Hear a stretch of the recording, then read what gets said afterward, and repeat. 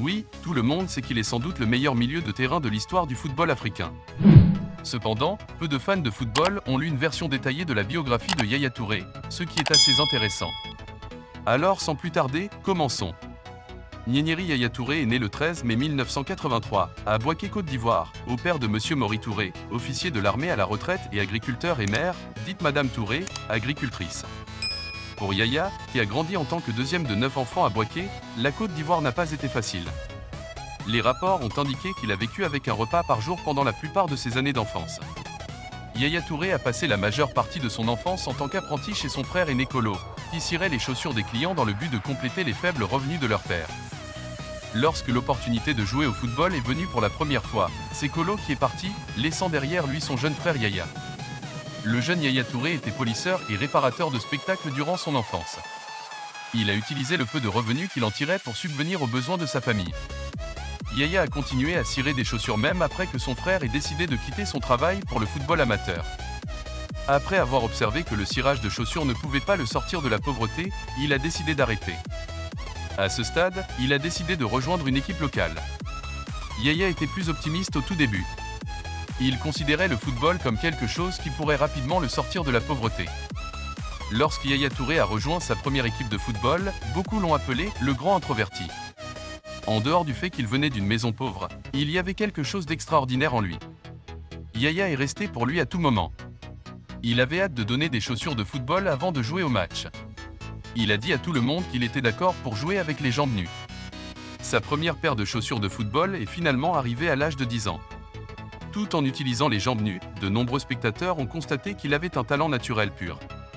À l'époque, le football de rue était en plein essor en Côte d'Ivoire. Il a joué avec ses amis et sa famille dans les rues d'Abidjan. Son frère aîné Kolo était déjà un joueur clé de l'équipe locale de jeunes de sa ville, l'ASEC Mimosa. Touré a travaillé sur ses compétences pendant 3 ans avant de rejoindre sa partie ivoirienne de l'académie de jeunesse ASEC Mimosa à l'âge de 13 ans. Il a gravi les échelons du club populaire connu pour avoir produit des personnalités comme Didier Zokora, Emmanuel Eboué, Gervinho et Salomon Kalou. Après avoir passé 4 ans dans l'équipe junior de l'équipe, Yaya Touré a fait ses débuts chez les seniors à l'âge de 17 ans. À ce stade, il était plus déterminé à réussir. Il croyait que la pauvreté de sa famille était causée par l'homme et pouvait être éliminée par lui et son frère. Il était courageux dans la poursuite de ce qui a mis son âme en feu.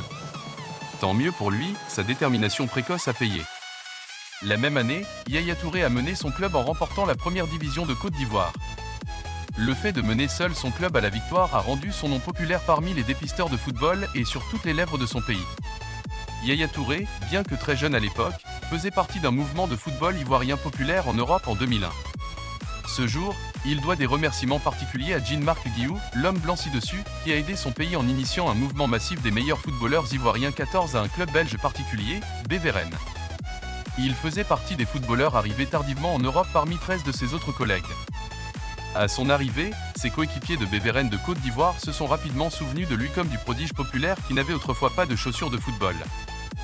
2 ans après avoir rejoint l'équipe belge de Beveren, Touré, 20 ans, a eu un essai avec Arsenal.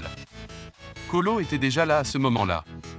La décision d'Arsène Wenger de l'accepter s'est appuyée sur sa performance lors de son premier match de pré-saison avec son club à l'heure actuelle. Ce moment est enfin arrivé. Yaya a joué dans un match amical de pré-saison contre Barnet et a raté une bonne chance. Arsène Wenger a décrit sa performance complètement moyen. Cependant, Arsenal a essayé de le signer mais n'a pas pu obtenir de permis de travail. Alimenté par la frustration, Touré décide alors de rejoindre le club ukrainien du Metalurg Donetsk où il reste 1 an et demi avant d'être surveillé par des clubs plus importants. Pendant son séjour au club belge, il a joué 70 fois et marqué 3 buts. Comme indiqué, il est devenu instable après que son déménagement de rêve à Arsenal soit devenu une déception. Il ne lui a pas fallu longtemps pour se décider à rejoindre le club ukrainien du Metalurg Donetsk, où il a rejoint ses amis d'enfance qui étaient footballeurs au club. Pour Yaya, rejoindre Metalurg Donetsk était un plan parfait. Son passage à l'équipe ukrainienne a été le début de ce qu'on a appelé un grand voyage de football européen. Il est resté à Metalurg Donetsk pendant 1 an et demi avant d'être surveillé par de plus grands clubs. Après un court passage en Ukraine, l'équipe grecque de l'Olympiakos a tenté sa chance. Après avoir surveillé de près l'évolution de Yaya depuis son arrivée en Europe, l'entraîneur de l'Olympiakos, front solide, était ravi de signer le joueur de 22 ans, qui est immédiatement devenu le favori des fans. Positionné aux côtés de Rivaldo au milieu de terrain, Yaya a excellé en remportant le doublé national. Un début en Ligue des Champions, remportant une aide pour une frappe de Rivaldo, suivi d'une première apparition en Coupe du Monde en 2006.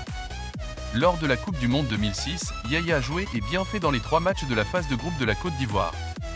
C'est à ce moment-là qu'il est devenu totalement inclusif sur le radar de certaines des plus grandes équipes d'Europe. Bientôt, l'Olympiakos a eu du mal à conserver sa jeune star, surtout après sa performance en Coupe du Monde 2006. C'est Monaco qui a approché et signé Yaya pour des frais de transfert d'environ 5 millions de livres sterling, déjà le double de la somme qu'Olympiakos avait payée pour lui à peine 12 mois plus tôt. Ce n'est que lorsque le nouveau manager Laurent Banide est arrivé que les fans ont pu voir le meilleur de Yaya Touré. Il était crucial pour éloigner le club de la zone de relégation. Son entraîneur Banide a dit de lui, Yaya a une technique fantastique et utilise sa force corporelle pour agir. Il peut faire à peu près n'importe quoi. Une fois de plus, il n'est resté qu'une saison et est passé à de plus grandes choses en Espagne. Cette fois au géant espagnol de Barcelone pour 6,7 millions de livres sterling. Il a d'abord joué le rôle de milieu de terrain défensif pour le Barça. À un moment donné, ses courses offensives sont devenues limitées et après avoir été forcé de quitter l'équipe par Sergio Busquets.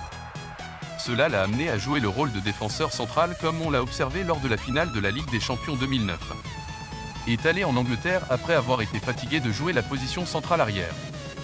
Tu as duré 3 saisons au FC Barcelone. Manchester City a coûté 24 millions de pounds pour le signer. En effet, personne ne peut prétendre qu'il ne vaut pas chaque centime. Lors de sa première saison, il a réalisé les meilleures performances pour la FA Cup. Yaya a dirigé le milieu de terrain et a marqué le seul but du match en demi-finale contre Manchester United, puis le répète en finale contre Stoke City. Il était responsable de l'obtention du premier trophée majeur du club pendant 35 ans. Yaya Touré a été doublé, le nouveau Patrick Vieira, pendant son séjour en Grèce et en France. Sans aucun doute, les deux parties partagent d'énormes similitudes physiques. Premièrement, leurs prouesses en matière de rassemblement au milieu de terrain proviennent de leur cadre massif du haut du corps. Ils adorent courir sans relâche et peuvent couvrir tous les brins d'herbe du champ. Enfin, les rapports indiquent que ces grands hommes ont tous deux eu du mal à trouver le short de la bonne taille pour leurs longs membres inférieurs. Séparés par une génération, Patrick Vieira et Yaya Touré sont 2 exemples idéaux du milieu de terrain moderne. Rythme, puissance, faisceau de créativité et un œil implacable pour le but. Les deux sont considérés comme les milieux de terrain les plus complets à avoir jamais joué dans le PL. Il y a de nombreuses années, il était pratiquement impossible d'imaginer qu'un joueur puisse atteindre les mêmes hauteurs que Vieira, mais de temps en temps, il arrive un joueur extraordinaire qui vous fait prendre conscience. Yaya Touré est ce joueur. Peut-être que vous ne saviez pas, le numéro de maillot que Touré avait à Barcelone était en l'honneur du héros de l'enfance, Patrick Vieira. Son nom est Gineba et elle est l'amour de la vie de Yaya Touré. Touré est un homme marié et est actuellement marié avec elle. Ils ont 2 enfants au moment de la rédaction de cet article. Yaya Touré a déjà été cousu par le journal Sun, alors que le tabloïd affirme que le milieu de terrain marié de Côte d'Ivoire a trompé sa femme, Gineba Touré. La chute apparente de Touré était même WhatsApp. The Sun a publié une supposée chaîne de messages entre lui et une femme. Brillamment, le nom de Yaya Touré sur WhatsApp à l'époque était apparemment Yaya42. La ci-dessus Sandra Antonia est une prostituée malawite qui avait affirmé en 2015 qu'elle avait eu une série de liaisons avec Yaya Touré. Elle a révélé qu'elle avait même couché avec le frère du milieu de terrain Kolo à Liverpool. Plus tard, Yaya a réfuté l'affirmation selon laquelle sa femme Gineba Touré est tout ce qu'il a et dont il a besoin. Relation avec le frère Kolo. Même s'il est plus grand, plus riche et plus populaire, Yaya a toujours donné à son frère aîné Kolo tous ses respects. Il est pertinent de noter que Kolo a déjà pris soin de toute sa famille alors qu'il était à la fois très jeune et pauvre. Dès le début, Yaya Touré a rêvé de jouer aux côtés de son frère aîné bien-aimé. Ton rêve de rejoindre Kolo à Arsenal s'est soldé par une déception comme l'a révélé récemment. Toi, Yaya a encore une autre opportunité avec Manchester City. Cela s'est produit après avoir refusé Manchester United et attendu le signal de la sirène de Manchester City où son frère aîné a joué avant de rejoindre Liverpool. Le problème avec Pep Guardiola, Barça, son problème avec Pep Guardiola est venu quand il a été forcé de jouer la position centrale arrière. C'était contre sa volonté. Le problème avec Pep Guardiola, City, mais je ne suis pas surpris. Pep ne veut pas de joueurs avec de la personnalité. Il ne veut que des joueurs qui ont peur de lui et qui feront ce qu'il dit. La première chose qu'il a faite quand il est arrivé à City a été de se battre avec moi et Joe Hart. Pep n'a pas aimé mon opinion. J'ai parlé parce que je sentais que Pep était vindicatif à moi. Malheureusement pour Pep, nous vivons dans un monde où tu as droit à la liberté d'expression. Guardiola gagne quelques matchs et pense qu'il est héroïque. Pellegrini était un gentleman et bien meilleur. Victime de racisme. Il a déjà été ciblé par des foules racistes. Yaya a commenté à plusieurs reprises son amour pour le football en Angleterre, où les foules racistes visant les joueurs noirs sont rares. Les pires incidents se sont produits pendant qu'il jouait au Portugal et à Moscou. Reste en arrière après l'entraînement pour améliorer les compétences de coup franc. Touré est connu pour rester derrière après s'entraîner chaque jour. Il est un croyant fort des mots, c'est en forgeant qu'on devient forgeron. Yaya reste derrière pour s'entraîner afin de continuer à améliorer sa technique de coup franc en particulier.